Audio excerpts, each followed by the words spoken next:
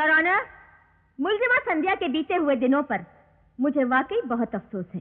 मुझे हमदर्दी है इससे, लेकिन योर ऑनर, हर इंसान की बीती जिंदगी दुखों, परेशानियों और उलझनों से भरी रहती है, और जो परेशानियों से घबराकर गुमराह नहीं होता वो शरीफ कहलाता है, और जो उलझनों से तंग आकर गलत कदम उठाए वो मुजरिम कहलाता है। और अगर बीती जिंदगी की कहानी के आधार पर हर मुजरिम हर खूनी को अदालत रियायत दे दे या उसे बाइज्जत बरी कर दे, तो फिर ये अदालतें बेकार हैं। जुर्म निकम्मे शब्दों का दूसरा नाम बन जाएगा और मुजरिम के लिए सजा नाम की कोई चीज ही बाकी नहीं रह जाएगी। योर ऑनर, 15 साल पहले अमृतलाल ने मुलजिमा संध्या के परिवार पर जो जुल्म किया था, उसे देखते हुए मुलजिमा संध्या ने वही अमृतलाल का खून करने का फैसला कर लिया और दीवार पर अपने खून से यह बात लिख दी थी कि मैं अमृतलाल का खून करके रहूंगी। इससे साफ साबित होता है कि वो 15 साल से अमृतलाल के खून का इरादा लेकर ही जी रही थी, और जैसे ही संध्या को मौका मिला उसने खून कर दिया। योर ऑनर, यह कत्ल जोश में आकर या अपने होशो हवास खोकर नहीं किया गया, बल्कि एक मंसूबे और प्लान के तहत किया गया, और जो प्लान गुज़िश्ता 15 साल से बनाया जा रहा था। It is a premeditated and cold blooded murder your honour. अगर हमारे डिफेंस लॉयर मिस्टर विजय की नजर में खून का बदला खून है, तो फिर इन अदालतों को बंद कर देना चाहिए, कानून की किताबों को आग लगा देनी चाहिए, पुलिस को छुट्टी दे देनी चाहिए। हालात कुछ भी हों, कत्ल होने और कत्ल करने की असलियत सामने आ चुकी है। साबित हो चुका है कि कत्ल मुलजिमा संध्या ने किया है, सोच समझकर, जानबूझकर।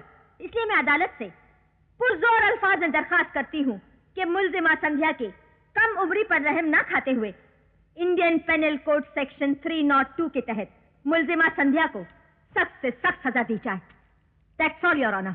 योर ऑनर, अभी पब्लिक प्रोसिक्यूटर ने अपनी जोरदार और धुआंधार जिले में यह साबित करने की कोशिश की है कि हालात का जुर्म से कोई संबंध नहीं होता। हर मुजरिम को हर हालत में सजा मिलनी चाहिए, लेकिन I am sorry your honour, मैं इस बयान से बिल्कुल सहमत नहीं हूं। इसे कंडेम करता हूं, इसकी सख्त मुखालफत करता हूं। आप सब जानते हैं, हालात और वाकयात को मद्देनजर रखते हुए कानून में रद्दोबदल तो होते रहते हैं।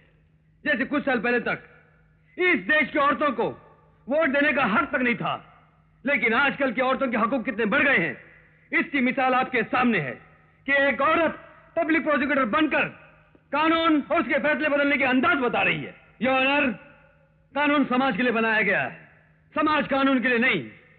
एक इंसान की हत्या करना या उसका खून करना हर जगह पर जुर्म नहीं होता। इसकी मैं आपको कई मिसालें दे सकता हूं। जैसे एक फौजी सिपाही मैदान जंग में कितनी हत्याएं करता है, लेकिन उसे मुजरिम नहीं कहा जाता, बल्कि उसे बहादुरी के मेडल दिए जाते हैं, देशभक्ति का खिताब दिया जाता है। आए दिन दंगे फसाद होते हैं और हालात को काबू में लाने के लिए पुलिस को गोलियां चलानी पड़ती हैं, जिसकी वजह से कई बेगुनाह और मासूम भी मारे जाते हैं, लेकिन वो हत्या नहीं कहलाती, बल्कि नौकरी का फर्ज कहलाता है।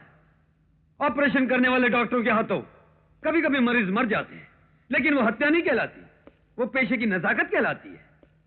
इस जीरे के दौरान अगर पब्लिक प्रोसिक्यूटर मुझसे नाराज होकर, गुस्से में आकर, मुझ पर कूदकर, मेरा गला दबाकर मुझे जान से मारने की कोशिश करती और मैं पलटकर इन्हें जान से मार देता, तो वो भी हत्या नहीं कहलाएगी, बल्कि आत्मरक्षा कहलाएगी। इसी तरह 15 साल पहले अमृतलाल ने संध्या के सारे परिवार का सर्वनाश कर दिया, जिसे संध्या ने अपनी आंखों से देखा।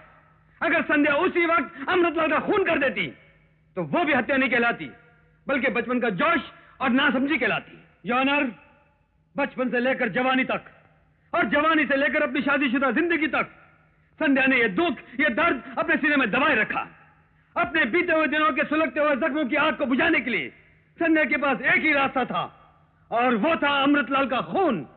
अगर संध्या अमृतलाल का खून न करती तो शायद ये पागल हो जाती। हमारी पब्लिक प्रोसिक्यूटर का कहना है कि बीते हुए दिनों का दुख या कोई जज्बा कानून से बढ़कर नहीं होता, तो मैं आपसे पूछता हूं कि आपका वो कानून जो हर दुख, हर जज्बे से ज्यादा कीमती है, उसी कानून ने अमृतलाल को इतना बड़ा जुर्म करने पर क्यों नहीं सजा दी? हाँ? कानून ने खुद उसके खिलाफ सबूत पैदा करके उसे फांसी के बंदे पर क्यों नहीं लटका दिया? अगर उसी दिन अमृतलाल को सजा दे दी होती तो आज ये हत्या न होती, एक बेगुनाह और मासूम लड़की मुजरिम न बनती। मुजरिम संध्या नहीं, प्रोसिक्यूटर साहिबा, मुजरिम आपका कानून है। वाह, बहुत खूब।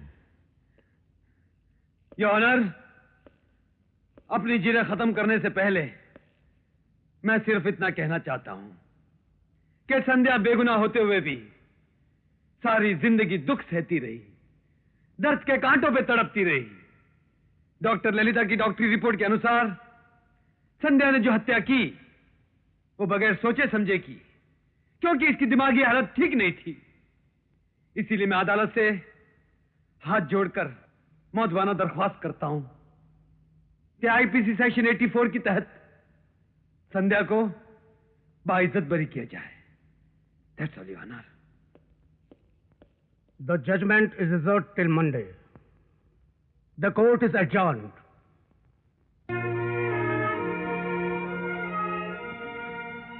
इस कत्ल के मुकदमे में दोनों तरफ के वकीलों ने जो सबूत, जो गवाह और जिस तरह की ठोस दलीलें पेश की हैं, उसके लिए मैं दोनों वकीलों को मुबारकबाद देता हूं। पब्लिक प्रोसिक्यूटर ने बिल्कुल सही कहा कि मुल्जिमा संध्या के बीते हुए दिनों के दुख भरे वाकयात जानने के बाद किसी भी इंसान के दिल में दया और हमदर्दी पैदा हो सकती है, लेकिन इस दया और हमदर्दी का असर अदालत के फैसले पर नहीं पड़ना चाहिए। दूसरी तरफ defence lawyer mister Vijay Kumar ने अपनी जिरह में यह बताया कि किस तरह बचपन में मुल्जिमा संध्या ने अपनी आंखों से भयानक वाकयात देखे जो उस 7 साल की मासूम बच्ची के दिल पर छाप बन के रह गए, और वहीं से उसके दिल में अमृतलाल से बदले की भावना ने जड़ पकड़ ली। इस लिहाज से पब्लिक प्रोसिक्यूटर की दलील फिर सही साबित होती है कि मुल्जिमा संध्या ने इस कत्ल का प्लान बचपन से बना के रखा था। लेकिन डॉक्टर ललिता की जांच और साइकियाट्रिस्ट की तशखीस से यह पता चलता है कि मुल्जिमा जहनी मरीज थी। उसने खून किया, लेकिन अपने होशो-हवास में नहीं, जुनूनी हालात का शिकार होकर, और अदालत डॉक्टरों की इस तशखीस और जांच से 100% मुत्तफिक है। इसलिए इंडियन पिनल कोड सेक्शन 84 के तहत यह अदालत मुल्जिमा संध्या को बेकसूर करार देते हुए बाइज्जत बरी करती है। Defence lawyer mister Vijay Kumar को कानून की मदद करने और एक बेगुनाह को सजा से बचाने के बदले मैं जाती तौर पे मुबारकबाद देता हूं। Congratulations mister Vijay Kumar. Thank you very much. I am very much honored by your kind judgment, sir.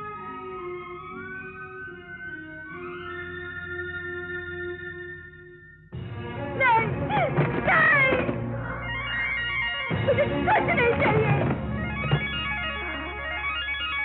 मैं सब कुछ नहीं बेटी, अरे क्या पागल बना है? मुझे ये वकालत नहीं करनी है। चौधरी साहब, विजय बाबू ने साधना बहन को तलाक का ही नोटिस भेजा है।